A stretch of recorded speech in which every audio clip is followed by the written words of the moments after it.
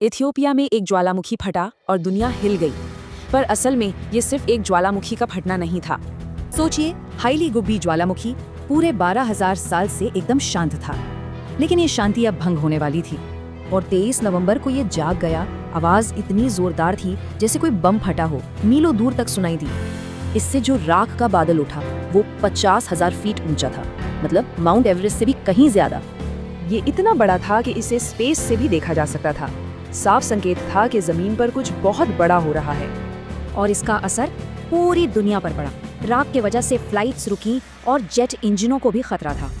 तो सवाल ये है कि आखिर ये पुराना ज्वालामुखी इतनी जबरदस्त ताकत से फटा कैसे?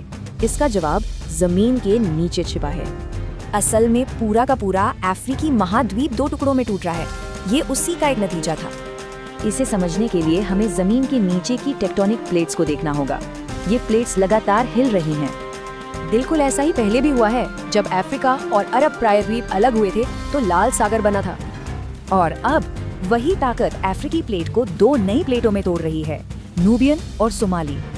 ये ज्वालामुखी एक बहुत ही खास जगह पर है, जहाँ 3 प्लेट्स नूबियन, सोमाली और अरेबियन एक दूसरे से दूर खिसक रही हैं।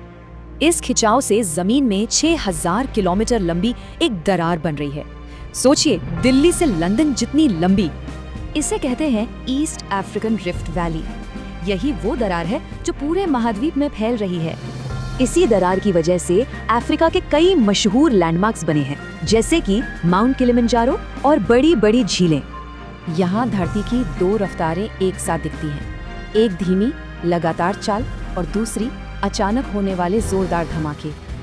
ये महाद्वीप उतनी ही रफ्तार से अलग हो रहे हैं जितनी रफ्तार से हमारे नाखून बढ़ते हैं। धीमा पर बहुत शक्तिशाली। वैज्ञानिकों के हिसाब से इस पूरी प्रक्रिया में 50 से 100 लाख साल लग सकते हैं। मतलब हम अपनी आंखों के सामने एक नए महासागर को जन्म लेते देख रहे हैं, जो अफ्रीका को हमेशा के लिए बदल देगा।